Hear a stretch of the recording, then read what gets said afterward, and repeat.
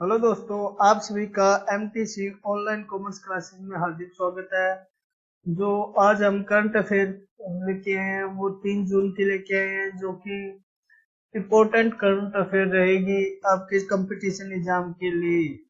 तो first of all जो हमारा फर्स्ट क्वेश्चन है करंट अफेयर का, वो है हाल ही में प्रधानमंत्री नरेंद्र मोदी ने योग के प्रति जागरूकता फैलाने के लिए किस वीडियो ब्लॉगिंग प्रतियोगिता की घोषणा की है।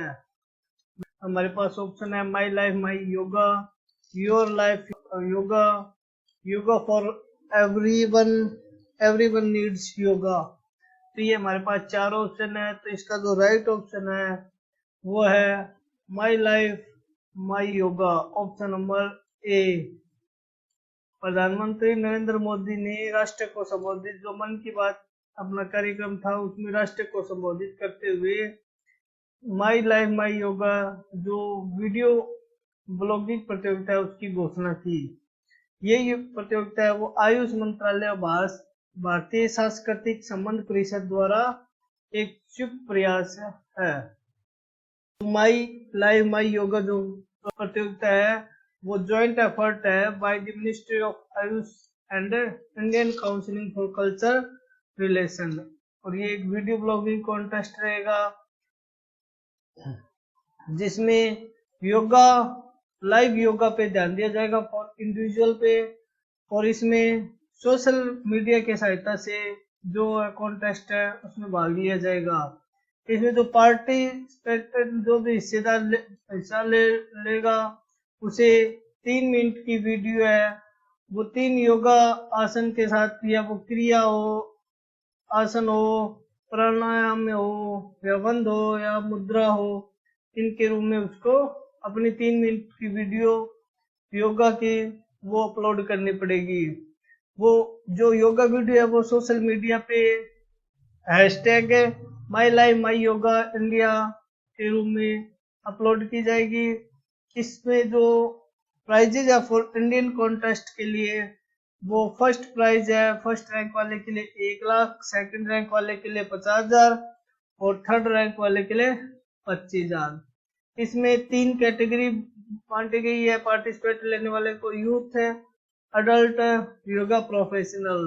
अर्थात यूथ में 18 साल से कम वाले, अडल्ट में 18 साल से ज्यादा वाले, और योगा प्रोफेशनल में जो कोच है या जो योगा ट्रेनर है या किसी भी तरह का योगा जो खिलाड़ी है वो शामिल होंगे इसमें।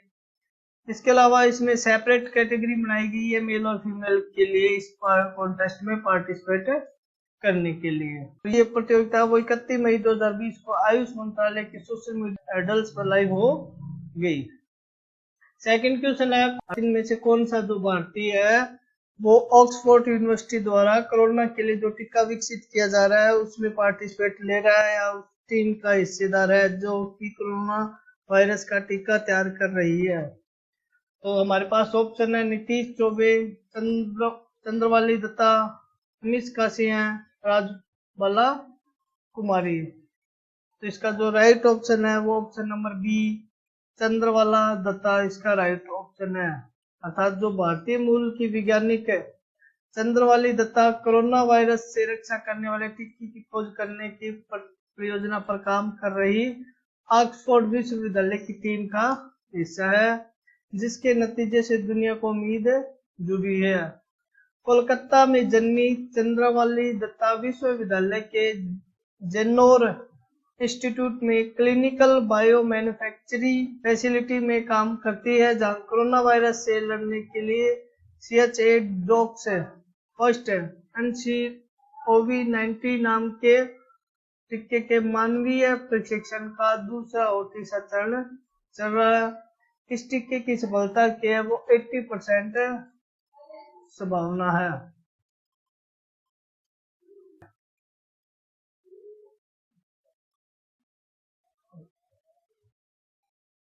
नेक्स्ट क्वेश्चन नंबर थर्ड, हाल ही में वन नेशन वन कार्ड योजना में 3 और राज्य शामिल हुए। ये योजना सुनिश्चित करती है, अर्थात हाल ही में जो योजना स्टार्ट हुई है वन नेशन वन कार्ड योजना, उसमें 3 राज्य शामिल और हुए। ये योजना किससे संबंधित है? स्वास्थ्य बीमा से, वृद्धजन पेंशन से, खाद्य सुरक्षा से, या सभी से। तो ये जो परियोजना है इसका जो राइट ऑप्शन होगा वो ऑप्शन नंबर सी, अर्थात ये जो परियोजना है वो खाद्य सुरक्षा से संबंधित है। केंद्रीय उपभोक्ता मामले, खाद्य और सार्वजनिक वितरण मंत्री रामविलास पासवान ने एकीकृत सार्वजनिक वितरण प्रणाली one nation one ration card IMS PDS की योजना में 3 और राज्य ओडिशा, सिक्किम और मिजोरम को शामिल करने की घोषणा की है। One nation one ration card योजना राष्ट्रीय व्यापी पोर्टेबिलिटी के माध्यम से राष्ट्रीय खाद्य सुरक्षा अधिनियम के पात्र राशन कार्ड धारकों को किसी भी सार्वजनिक वितरण केंद्र से सब्सिडी वाले खाद्यान्न अपने कोटे के साथ प्राप्त करने के लिए लागू की गई। अर्थात ये जो योजना है वो ओडिशा, सिक्किम और मिजोरम 3 जो राज्य है उसमें अभी स्टार्ट की गई है। ये जो योजना है वो राष्ट्रीय व्यापी स्तर पर जो राष्ट्रीय खाद्य सुरक्षा अधिनियम के अंतर्गत जो राशन कार्ड धारक है उनको अपनी जो राशन प्राप्त होने अर्थात सब्सिडी पर जो राशन मिल रहा है उसे प्राप्त करने, कहीं से भी राशन प्राप्त करने में हेल्प रहेगी। अब तक ये सुविधा 17 राज्यों में शुरू हो चुकी है, जो कि आंध्र प्रदेश, बिहार, दादरा और नगर हवेली, दमन और दीव, गोवा, गुजरात, हरियाणा, हिमाचल प्रदेश, झारखंड, केरल, कर्नाटका, मध्य प्रदेश, पंजाब, तेलंगाना, त्रिपुरा, उत्तर प्रदेश, महाराष्ट्र, राजस्थान।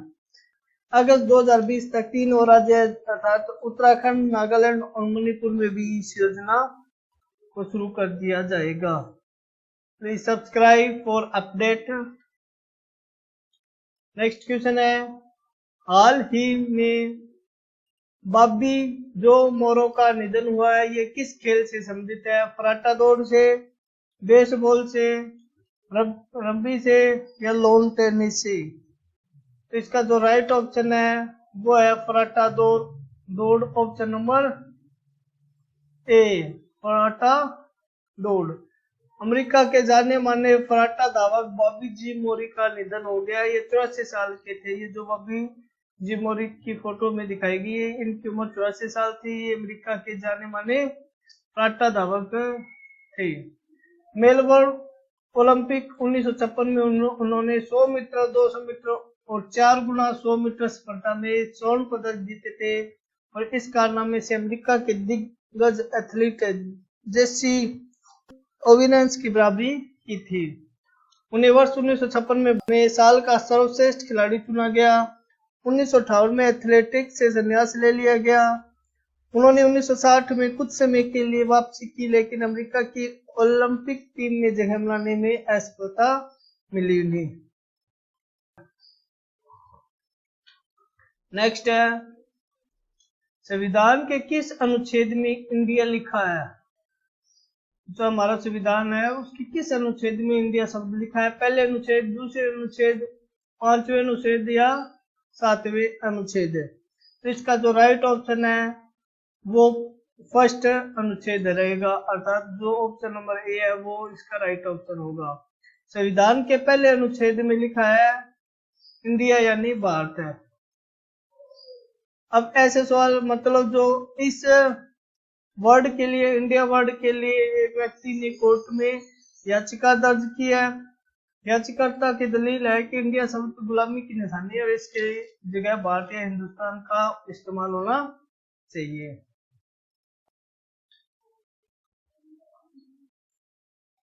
नेक्स्ट है क्वेश्चन नंबर 6 है, कितनी खरीफ फसलों के न्यूनतम समर्थन मूल्य में 50 से 83% या फीसदी की वृद्धि करने का फैसला लिया गया है? कितनी जो खरीफ फसल है उनके जो न्यूनतम समर्थन मूल्य है MSP मिनिमम जो प्राइस है उसमें कितनी फसलों को शामिल किया गया है जिनका मूल्य 50 से 83% बढ़ा दिया जाएगा? तो option number A 12, B 13, C 14, D 17। इसका जो राइट ऑप्शन है वो ऑप्शन नंबर सी हो जाएगा 14। केंद्रीय मंत्रिमंडल की बैठक में सोमवार को खरीफ की 14 फसलों के न्यूनतम समर्थक मूल्य को बढ़ाने का फैसला लिया गया है। प्रधानमंत्री नरेंद्र मोदी की अध्यक्षता में हुई बैठक के बाद कृषि मंत्री नरेंद्र तोमर ने बताया कि धान के लिए जो एमएसपी की दर है वो 1868 रुपए प्रति कुंटल, ज्वार के लिए 2620 रुपए प्रति कुंटल, बाजरा के लिए 2150 रुपए प्रति कुंटल की गई है। रंगी मूंग, मूंगफली, सोयाबीन, तिल और कपास में भी एमएसपी में 50% की बढ़ोतरी की गई है। यह जो फैसला है वो 2020-21 के लिए लिया गया है।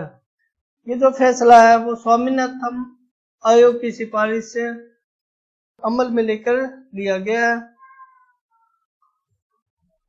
नेक्स्ट क्वेश्चन है, please subscribe my channel.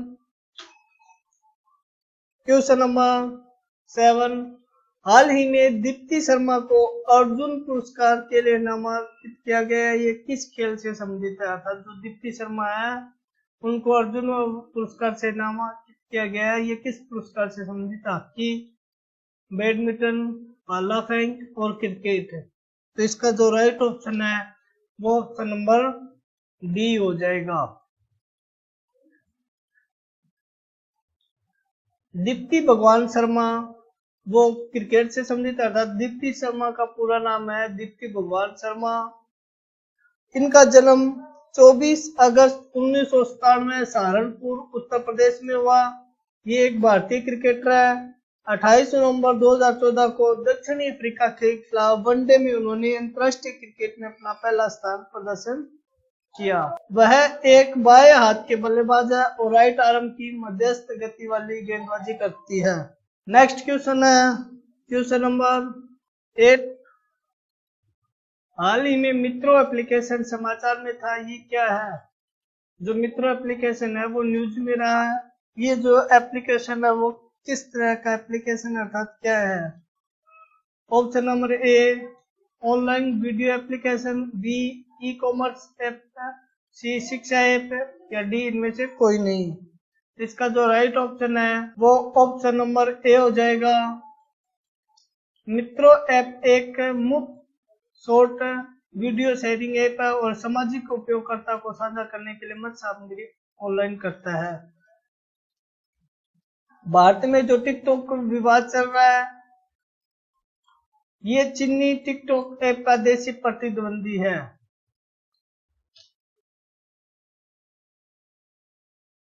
Next है, तेलंगाना राज्य स्थापना दिवस कब मनाया जाता है? तेलंगाना की स्थापना का 30 जून को ही, या 1 जून या 2 जून या 3 जून। इसका जो राइट ऑप्शन है वो ऑप्शन नंबर सी 2 जून। 2 जून 2014 को तेलंगाना को अलग राज्य का दर्जा प्राप्त हुआ, जिसके बाद के चंद्रशेखर राव इसके पहले मुख्यमंत्री बने और ESL नरसिम्हा राज्य के पहले राज्यपाल बने। तेलंगाना राज्य की बात करें अगर, तेलंगाना राज्य है वो आंध्र प्रदेश से अलग होकर एक नया राज्य बना था। अर्थात आंध्र प्रदेश जो है उससे अलग होकर ये एक अलग राज्य बना था। इसकी राजधानी है हैदराबाद। इसके मुख्यमंत्री है के चंद्रशेखर राव, जो कि तेलंगाना राष्ट्रीय समिति पार्टी से है। इनके गवर्नर है तमिली साई सुंदरराजन। तेलंगाना के उच्च न्यायालय के मुख्य न्यायाधीश है राघवेंद्र सिंह चौहान। तेलंगाना का राजकीय पशु हिरण, जिसे जिक्का कहा जाता है, और राजकीय पक्षी इंडियन रोलर पलापिता है, और राजकीय वृक्ष जमी चेटू है। तेलंगाना के 4 पड़ोसी राज्य महाराष्ट्र, छत्तीसगढ़, कर्नाटक, आंध्र प्रदेश है। जो तेलंगाना के जो 4 पड़ोसी राज्य है वो है महाराष्ट्र, छत्तीसगढ़ और कर्नाटका, आंध्र प्रदेश। इसके अलावा तेलंगाना में 17 जो लोकसभा की सीटें है, 7 राज्यसभा की सीटें है और 119 विधानसभा की सीटें हैं। तेलंगाना की प्रमुख झीलें है हुसैन सागर और नागार्जुन सागर झील। नेक्स्ट, केंद्रीय मंत्रिमंडल ने एमएसएमई की परिभाषा में बदलाव की मंजूरी दी। 1 जून 2020 को केंद्रीय मंत्रिमंडल ने एमएसएमई की परिभाषा में दिए गए बदलाव को मंजूरी दी है। वित्त मंत्री निर्मला सीतारमण ने एमएसएमई में किए जा रहे परिवर्तन के बारे में घोषणा की जब उन्होंने आत्मनिर्भर भारत अभियान को आर्थिक पेज की घोषणा की थी। तो एमएसएमई की नई परिभाषा के अकॉर्डिंग जो माइक्रो इंडस्ट्रीज है, जो स्मॉल इंडस्ट्रीज है या मीडियम इंडस्ट्रीज है, वो खोल से होगी। जो माइक्रो है उसमें उन इंडस्ट्री को शामिल किया जाएगा जिसकी इन्वेस्टमेंट है वो 1 करोड़ रुपए से कम है और जिसकी टर्नओवर 5 करोड़ से कम है। स्मॉल में उस इंडस्ट्री या मैन्युफैक्चरिंग या सर्विस सेक्टर को शामिल किया जाएगा जिसमें इन्वेस्टमेंट 10 करोड़ से कम है, अर्थात 1 करोड़ से 10 करोड़ तक, 1 करोड़ से अधिक है और 10 करोड़ से कम है और जिसकी टर्नओवर 50 करोड़ से कम है, स्मॉल इंडस्ट्री। और मीडियम में उन इंडस्ट्री को शामिल या मैन्युफैक्चरिंग या सर्विस को शामिल किया जाएगा जिसकी इन्वेस्टमेंट 20 करोड़ से कम है और जिसकी टर्नओवर है जो 100 करोड़ रुपए से कम है, उनको मीडियम जो एमएसएमई है उसमें शामिल किया जाएगा।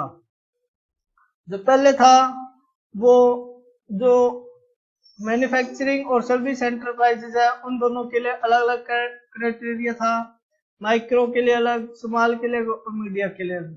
जो मैन्युफैक्चरिंग थी उसमें इन्वेस्टमेंट 25 लाख से कम वाली को माइक्रो, जो सर्विसेज वाली थी उसमें इन्वेस्टमेंट 10 लाख से कम वाले को माइक्रो कहा जाता था। स्मॉल इन्वेस्टमेंट है जिसमें मैन्युफैक्चरिंग इंडस्ट्रीज जिसमें इन्वेस्टमेंट 5 करोड़ से कम, सर्विसेज है जिसमें 2 करोड़ रुपए से कम। और मीडियम, अगर मैन्युफैक्चरिंग एंटरप्राइजेज की बात करें तो मीडियम एमएसएमई इन्वेस्टमेंट जिनमें 10 करोड़ से कम थी और सर्विस एंटरप्राइजेज में 5 करोड़ से कम वाली इंडस्ट्रीज को मीडियम एमएसएमई माना गया था।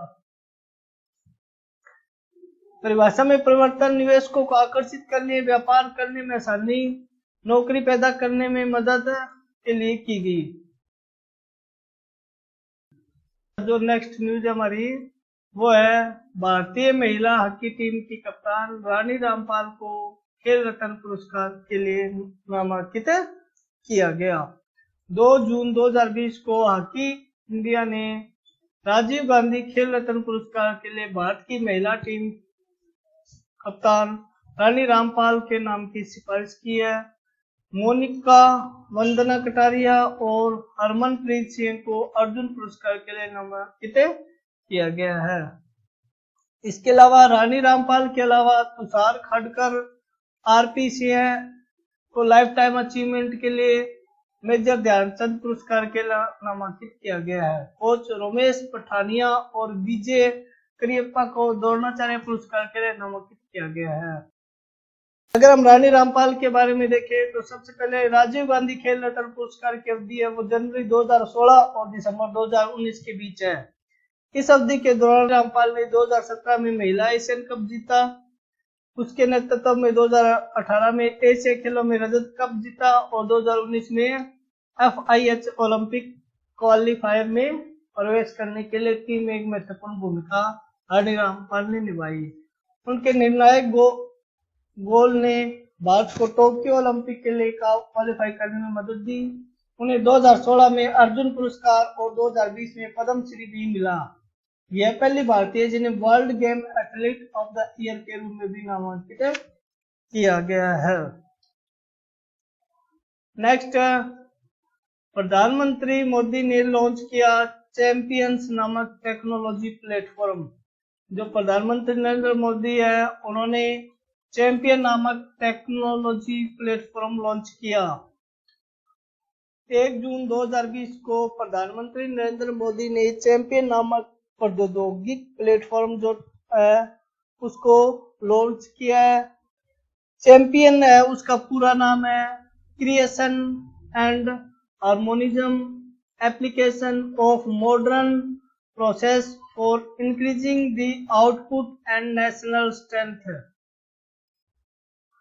इस पोर्टल का जो उद्देश्य है छोटी इकाइयों को प्रोत्साहित करना, उनकी शिकायतों को हल करना, उनकी मदद करना है। यह एमएसएमई क्षेत्र की सभी संस्थाओं के वन स्टॉप शॉप समाधान के रूप में कार्य करेगी। इस पोर्टल के उद्देश्य है शिकायत निवारण। ये पोर्टल है वो एमएसएमई की समस्याओं का समाधान करेगा। इसके अलावा ये पोर्टल एमएसएमई क्षेत्र को नए अवसरों का लाभ उठाने में मदद करेगा। इसके अलावा ये पोर्टल राष्ट्रीय और अंतर्राष्ट्रीय चैंपियन की पहचान करने में मदद करेगा। अगर हम चैंपियन पोर्टल की बात करें तो ये एक प्लेटफॉर्म, एक नियंत्रक कक्ष प्रबंधक सूचना प्रणाली है। ये प्रणाली आईसीटी प्रौद्योगिकी उपकरणों के साथ सक्षम है। इसके साथ ही इस प्लेटफॉर्म में टेलीफोन, इंटरनेट, वीडियो सम्मेलन भी शामिल है। ये आर्टिफिशियल इंटेलिजेंस, मशीन लर्निंग और डेटा एनालिटिक्स द्वारा सक्षम है। नेक्स्ट, भारत सरकार ने शुरू की पीएम स्वनिधि योजना। पीएम स्वनिधि योजना के बारे में देखें तो ये एक तरह की योजना है जिसमें 50 लाख से अधिक शहरी और ग्रामीण स्ट्रीट वेंडर को मदद मिलेगी। इस योजना में 50 लाख से अधिक शहरी और ग्रामीण स्ट्रीट वेंडर है जो उनको मदद मिलेगी। इस योजना से स्ट्रीट वेंडर्स को अपनी आजीविका फिर से शुरू करने में मदद मिलेगी। इस योजना के तहत स्ट्रीट वेंडर को 10,000 रुपए का ऋण प्रदान किया जाएगा। स्ट्रीट वेंडर 1 वर्ष के भीतर मासिक किस्तों के रूप में इस राशि को लौटाएंगे। इस योजना को PM street vendor Atmanirbhar Nidhi के नाम से भी जाना जाता है। ये जो योजना है वो आत्मनिर्भर भारत अभियान के तहत शुरू की गई। जो लोन लेने वाला है उसको कई तरह के बेनिफिट प्राप्त होंगे। जो जून महीने के जो महत्वपूर्ण दिवस है वो